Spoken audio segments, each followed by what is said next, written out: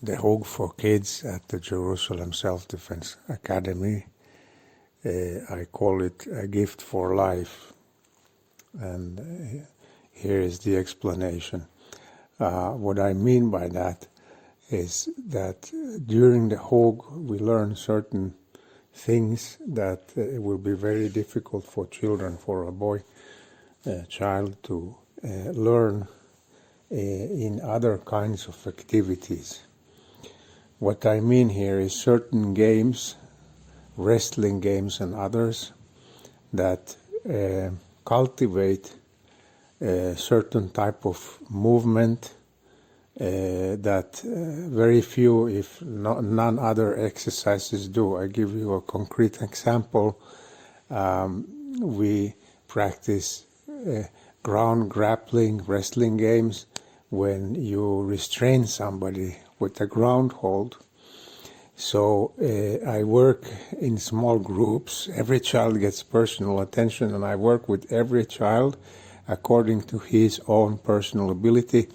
And there is a lot of sensory information getting interchanged between me and the child through physical contact when we are in the grappling situation and holding the child down in a hold. And this will evoke in him the need to start to move in ways that he probably has never moved before, and largely discover also by himself, ways of organic learning, how to solve a problem, how to get out of this ground hold. And I regulate, I adjust the game. If I feel that the child is frustrated, I feel that he has a hard time, I lessen the pressure, I make it less difficult for him.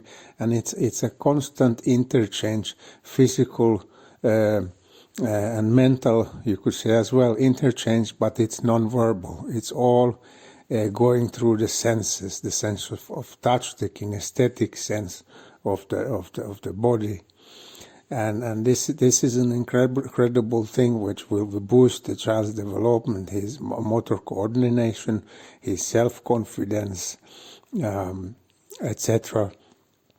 And this also projects into other areas of life that he can become more confident about himself and more aware of himself, and less prone to be, how should you say, to get afraid or being stressed by facing problems of different kinds that life faces us.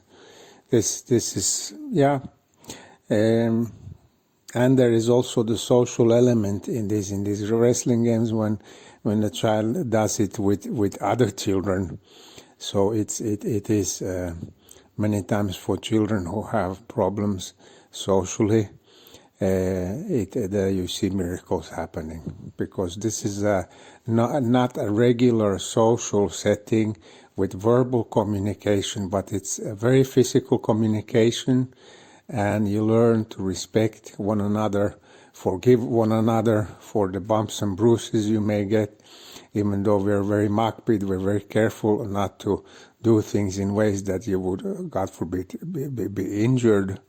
But sometimes you get a bump here and a bump there, and it's all part of the game, part of the fun.